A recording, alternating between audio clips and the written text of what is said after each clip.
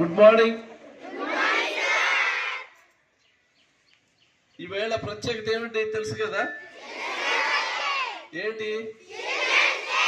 Children's day అంటే ఏంటి? మీ day. కాబట్టి మీరేం చేయాలి? ఈరోజు చాలా సరదాగా ఆటలు పాటలతోటి వినోదాలతోటి ఈవేళ హుషారుగా ఉండాలి. కానీ ఒకసారి నెహ్రూ గారు చెప్పినటువంటి విషయాలు కూడా మీరు గుర్తుపెట్టుకోవాలి. ఓకేనా? ఆయన ఎప్పుడు ఒక రోజా పువ్వు ధరించి ఉండేవాడు. నెహ్రూ మన మొదటి ప్రధానమంత్రి నెహ్రూ గారు. ఆయన నవంబర్ 14th పుట్టాడు కాబట్టి ఆయన పుట్టినరోజును మనం బాలల దినోత్సవంగా జరుపుకుంటున్నాం. దీనికి ఆయనకి పిల్లలంటే చాలా ఇష్టం. ఆ సందర్భంగా ఆయన పుట్టినరోజును బాలల దినోత్సవంగా గుర్తించడం జరిగింది. అప్పటి నుంచి ఈ యొక్క నవంబర్ 14th విద్యార్థులందరూ కూడా బాలల దినోత్సవంగా జరుపుకుంటున్నారు. ఆయన యొక్క గుణాల గురించే మనం మాట్లాడుతున్నాం.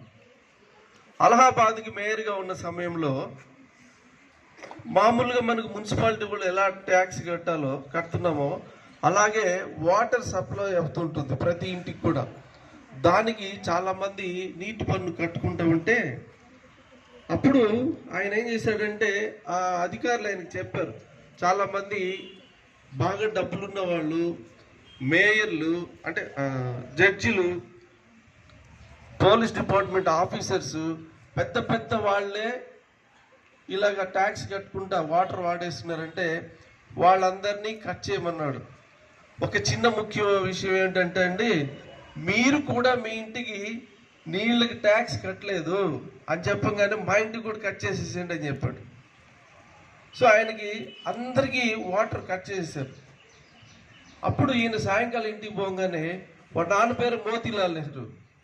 ఆయన ఏం చేశాడు, ఈయన మీద కోపంతో ఏం మన ఇంటికే నీళ్లు లేకుండా చేస్తావా నువ్వు అని చెప్పి అడిగాడు.